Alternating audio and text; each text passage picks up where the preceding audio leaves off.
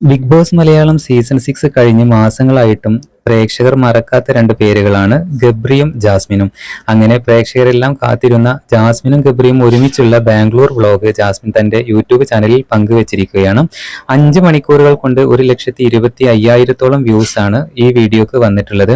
നിരവധി കമന്റുകളാണ് ജാസ്മിനെ സപ്പോർട്ട് ചെയ്തുകൊണ്ട് ഈ വീഡിയോക്ക് താഴെ വന്നിട്ടുള്ളത്.